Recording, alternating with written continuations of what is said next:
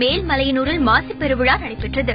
இதையொட்டி அங்காளம்மன் புஷ்ப பல்லக்கில் எழுந்தருளி பக்தர்களுக்கு அருள் பாலித்தார். திரளான பக்தர்கள் இதில் கலந்து கொண்டு அம்மனை தரிசனம் செய்தனர். பல்வேறு துறைகளில் சாதனை படைத்தவர்களை கௌரவிக்கும் வகையில் விருது வழங்கும் நிகழ்ச்சி திருவண்ணாமலையில் நடைபெற்றது.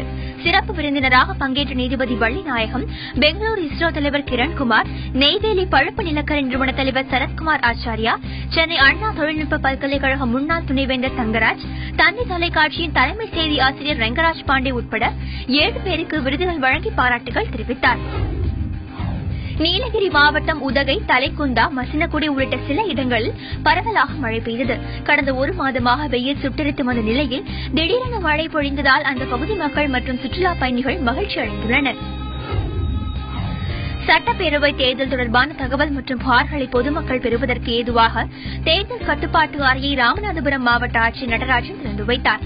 ஆட்சியர் அலுவலக வளாகத்தில் அமைக்கப்பட்டுள்ள இந்த கட்டுப்பாட்டு அறையில் 24 மணி நேரமும் அலுவலர்கள் பணியில் இருப்பார்கள் என்று தெரிவிக்கப்பட்டுள்ளது.